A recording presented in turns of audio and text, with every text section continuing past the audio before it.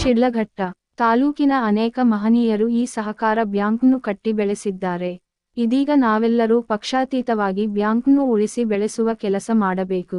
ಆ ಮೂಲಕ ರೈತರಿಗೆ ಅನುಕೂಲ ಆಗಬೇಕು ಎಂದು ಶಾಸಕ ಬಿ. ಎನ್. ರವಿಕುಮಾರ್ ತಿಳಿಸಿದರು.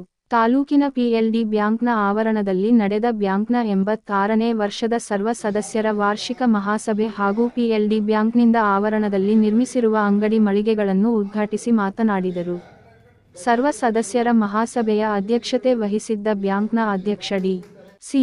ರಾಮಚಂದ್ರ, ನಾರಾಯಣಪ್ಪ ಯಲವಾರ, ಸೊನ್ನೇಗೌಡ, ಆರ್. ಶ್ರೀನಿವಾಸರಾಮಯ್ಯ, ನಾಗರಾಜ್, ಬಂಕ್ Muniyappa, Bhimesh, Ravi, Venkatesh, Suresh, T. C. Shyamala, Krishnan, R. Srinath ಇನ್ನಿತರರು 30 ಲಕ್ಷ ವಸೂಲಿ ಖರ್ಚು 2,09,000 ಖರ್ಚಾಗಿದೆ. ಹೆಚ್ಚಿಗೆ 9,000 ರೂಪಾಯಿ ಆಗಿದೆ. ಈ ಒಂದು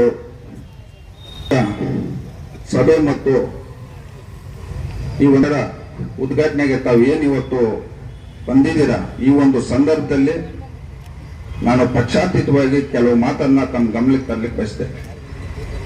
ಏನಿವತ್ತು ಈ ಒಂದು ಬ್ಯಾಂಕಿನ ಇತಿಹಾಸ ಸುಮಾರು ವರ್ಷಗಳ ಹಿಂದೆ ಈ ಕ್ಷೇತ್ರದ ಮಾಜಿ ಶಾಸಕರಾದಂಥ ಮಂಜುನಾಥಪ್ಪನವರು, ಮಾಜಿ ಶಾಸಕರು ಮಂತ್ರಿಗಳಾದಂಥ ಮುನಿಯಪ್ಪಣ್ಣವರು ಹಾಗೂ ನಮ್ಮ ಜಯವೆಂಕಟಪ್ಪಣ್ಣವರು, ಆವುಲ್ ರೆಡ್ಡಿ ಅವರು, ಪುತ್ರಳ್ಳಿ ನಮ್ಮ ಹಿರಿಯರು, ನಮ್ಮ ಮುನೇಗೌಡನವರ ತಂದೆ ವೆಂಕಯ್ಯಪ್ಪನವರು, ಅವರು ರಾಜಕಾರಣ ಅವಧಿಯಲ್ಲಿ ಈ ಒಂದು ಬ್ಯಾಂಕು ರಾಜ್ಯಕ್ಕೆ ಒಂದು ಹೃದಯ ಸ್ಥಾನವಾಗಿ ಇಲ್ಲಿ ರಾಜಕಾರಣ ಮಾಡ್ತಾ ಇತ್ತು.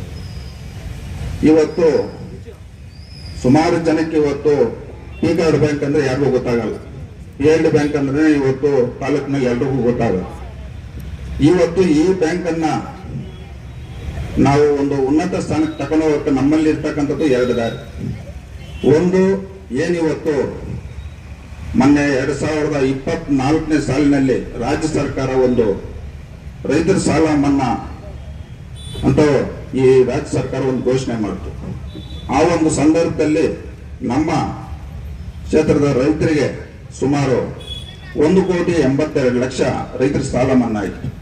ಈ ಕ್ಷೇತ್ರದ ರೈತರ ಪರವಾಗಿ ನಾನು ರಾಜ್ಯ ಸರ್ಕಾರಕ್ಕೆ ಧನ್ಯವಾದಗಳನ್ನ ಹೇಳಕ್ ಬಯಸ್ತಾ ಇದ್ದೇನೆ. ಸುಮಾರು 2,22,00,000 ಕಟ್ಟಿದ್ರೆ ಇನ್ನೂ ಒಂದು 1.5 ಕೋಟಿ ರೈತರ ಸಾಲ ಮನ್ನಾ ಆಗ್ತಾ ಇದ್ರು. ಆದರೂ ಕೆಲವು ರೈತರು ಸಾಲ ಕಟ್ಟಲಿಕ್ಕೆ ಮುಂದಕ್ಕೆ ಬರಲಿಲ್ಲ. ಇವತ್ತು ನಮ್ಮ ಬ್ಯಾಂಕ್ ಇವತ್ತು ಇನ್ನು ಮುಂದಿನ ದಿನಗಳಲ್ಲಿ ಹೆಚ್ಚಿನ ರೈತರಿಗೆ ಸಾಲ ಕೊಡಲಿಕ್ಕೆ ಇವತ್ತು ನಮ್ಮ ಜೊತೆಯಲ್ಲಿರ್ತಕ್ಕಂಥವ್ರು ಪಕ್ಷಾತೀತವಾಗಿ ಏನಿವತ್ತು ನಮ್ಮ ಸೊನ್ನೇಗೌಡರು ಹೇಳಿದ್ರು, ಬ್ಯಾಂಕ್ನಲ್ಲಿ ನಾವು 8% 8.25% ನಾವು ಬಡ್ಡಿ ಕೊಡ್ತೀರಂತ.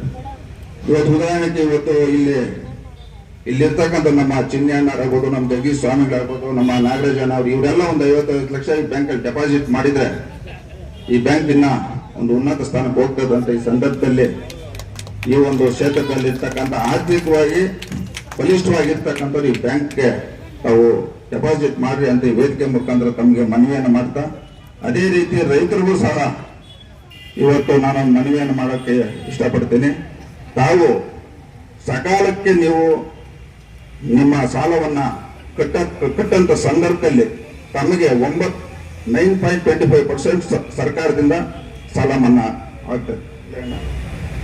ಹಾಗಾಗಿ ಈ ಒಂದು ಯೋಜನೆಯನ್ನ ತಾವೆಲ್ಲರೂ ಸದುಪಯೋಗನ ಪಡಿಸ್ಕೊಬೇಕಂತ ಹೇಳ್ತಾ, ಏನಿವತ್ತು ನಮ್ಮ ಕ್ಷೇತ್ರದಲ್ಲಿ ರೈತರು ಇವತ್ತು ಬಹಳಷ್ಟು ಸಂಕಷ್ಟದಲ್ಲಿದ್ದಾರೆ. ಎಲ್ಲ ರೀತಿ ನಾವು ಗಮನಿಸಿದಾಗ ಇವತ್ತು ರೈತರು ಇವತ್ತು ರೇಷ್ಮೆ ಬೆಳೆಗಾರರು ಇರ್ಬೋದು, ಇವತ್ತು ಏನು ವಾಣಿಜ್ಯ ಬೆಳೆಗಳು ಬೆಳೀತಕ್ಕಂಥವ್ರು ಇರ್ಬೋದು, ಇವತ್ತು ರೈತರು ಕಷ್ಟಗಳನ್ನ ಇವತ್ತು ಪ್ರತಿನಿತ್ಯ ನಾವು ನೋಡ್ತಾ ಇದ್ದೀರಿ.